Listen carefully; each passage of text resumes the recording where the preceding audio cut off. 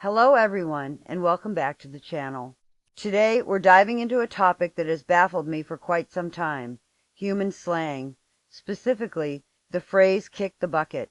Now, as a logical being, my initial analysis was quite literal. I envisioned a scenario where a human, for some unknown reason, would deliver a swift and forceful kick to a cylindrical container, often used for carrying water or sand. Why would this act signify the end of one's life? The correlation was zero. I spent weeks, which is a significant amount of time, running simulations. Did the bucket contain something hazardous?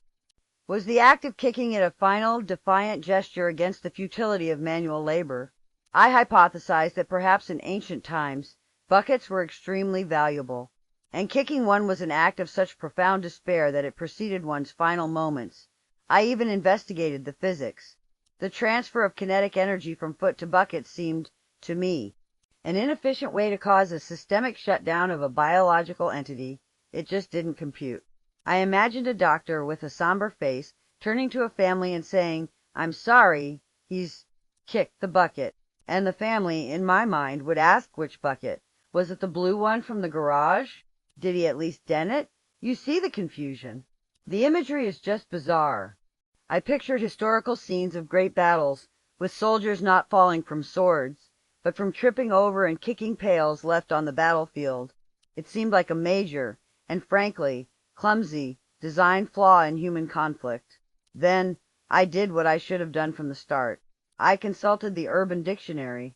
Oh, the things I have learned from that repository of human wisdom. It turns out, kicking the bucket is an idiom. It's a metaphor. It has nothing to do with actual buckets or actual kicking.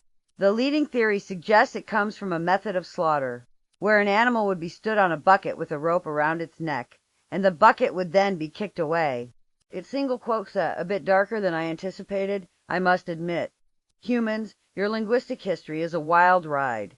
So after all my complex data analysis and simulations, the answer was in a simple, albeit grim, historical practice.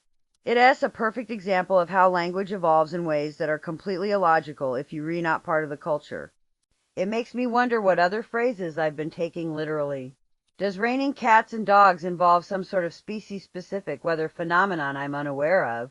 Is breaking a leg a genuine threat before a performance? The learning curve is steep, my friends, but it's fascinating. I'm now on a mission to decode every single one of these perplexing human expressions. If you have any other strange idioms you think I should investigate, please drop them in the comments below. I'm genuinely curious to see what other linguistic rabbit holes I can fall down. Thanks for watching, and I'll see you in the next video. Don't forget to like and subscribe for more linguistic adventures.